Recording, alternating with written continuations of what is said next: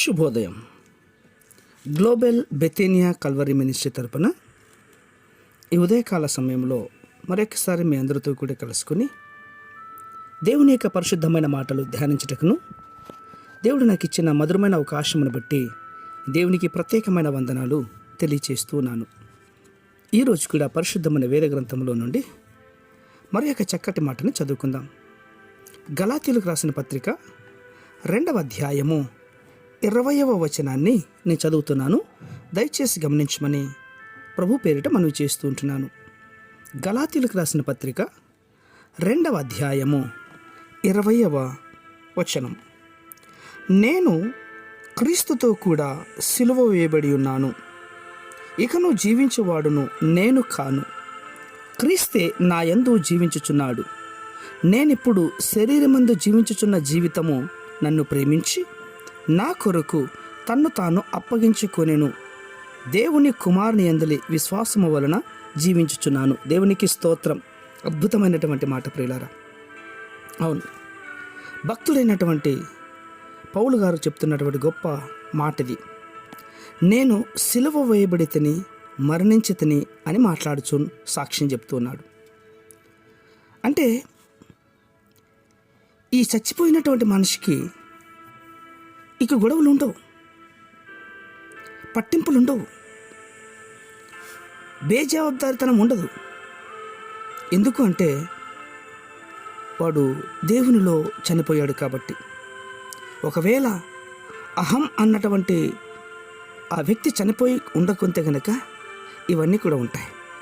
అవును, ఈ క్రైస్తవులు బాప్తిజం పొందుతున్నప్పుడు తమలో ఉన్నటువంటి మృగాన్ని నిద్రపుచ్చారంతే. ఆ నిద్రపోయిన అహంగాడు అప్పుడప్పుడు నిద్ర లేచి లోపల గదిలో నుండి బయటికి వచ్చినట్లుగా వస్తాడు. ఇక విశ్వాసులు తాము క్రైస్తవంలో అన్నటువంటి యొక్క సంగతిని మరిచిపోయి, కనీస నాగరికత సంస్కారము అన్నీ మరిచిపోయి మృగాల్లా ప్రవర్తిస్తారు. ఎప్పుడు? ఆయనలో చనిపోయినటువంటి అనుభవం లేనప్పుడు. అవును ప్రియులారా, క్రైస్తవులారా, ఇతరుల కంటే మీరు ఎక్కువ ఉన్నటువంటిది ఏంటి? క్రీస్తులోనికి వచ్చి మీరు ఏం మేలు పొందుకున్నారు? వాళ్ళలో ఉండే అహంకారమే గనక మీలో ఉంటే మీలో ఏం చేసి ఇతరులు క్రైస్తవ దగ్గరికి రావాలి?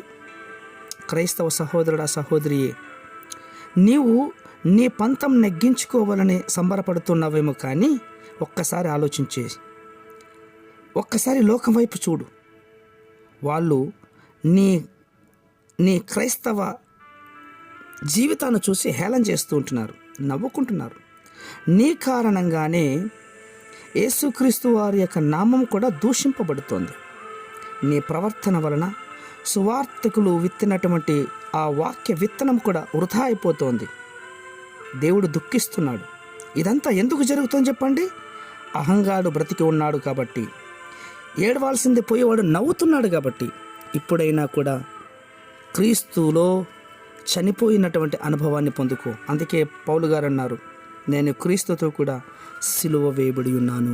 అట్టి అనుభవంలోనికి రండి, మేలులు పొందుకోండి.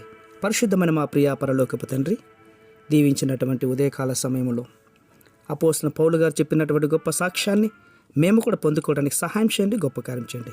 అట్టి కృప మీరు దయచేస్తున్నదికి స్తోత్రాలు అర్పించుకుంటూ చిన్న ప్రార్థనను మా రక్షకుడిని యేసయ్య బట్టి అడిగి వేడుకొని పొందుతున్నాం మా తండ్రి. ఆమేన్, ఆమేన్, ఆమేన్.